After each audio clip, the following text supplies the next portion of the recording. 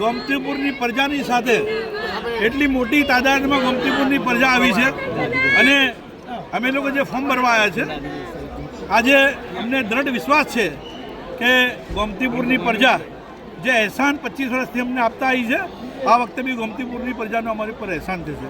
કોંગ્રેસ પાર્ટીની જે દશા છે એમની ગાડી ડ્રાઈવર વગરની ગાડી ચાલે છે, કોઈ દશા સૂઝ નથી અને કોંગ્રેસની અંદર બની બેઠેલા નેતા એ લોકો કોંગ્રેસ પાર્ટીને ખતમ કરવા બેઠા છે અને હું બહુ નિષ્ઠાથી કહું કે જ્યારે અમદાવાદ શહેરની અંદર કોંગ્રેસ પાર્ટીના 92 ઉમેદવારો જીતતા હતા, 65 ઉમેદવારો જીતતા હતા, આજે એ દશા છે કે 20-22 આવીને અટકી ગઈ છે। કોંગ્રેસ પાર્ટીમાં તમે ઘણા વાર મેં જોયા છીએ, એક વખત તો જોયેલા છીએ તમે સરકાર બનાવવામાં તમારા અપૂર્ત એનો હતો, છતાંય કોંગ્રેસમાંથી કેમ વિમુખ તમે થયા કે કોંગ્રેસ પોતે વિમુખ કરાયા? મેં પોતે વિમુખ થયા છે કેમ કે કોંગ્રેસની સ્થિતિ છે, કોંગ્રેસ પાર્ટી આજે રાષ્ટ્રીય ભારત દેશ આઝાદ થયો ત્યારની પાર્ટી છે, પણ આજે તમે જુઓ કોંગ્રેસ પાર્ટીના ઉમેદવારોને સિંગલ કાનમાં કેમ આવ્યું અને એ લોકો સાથે ફોર્મ ભરવા પણ આવી શકતા નથી અને કોંગ્રેસને અમદાવાદ શહેરની અંદર મેયર બનાવવા માટે ઇકબાલ શેખ અને ડાયાભાઈ પરમાર ગોમતીપુરની પ્રજાનો એમની ઉપર એહસાન છે કે અમદાવાદ શહેરની અંદર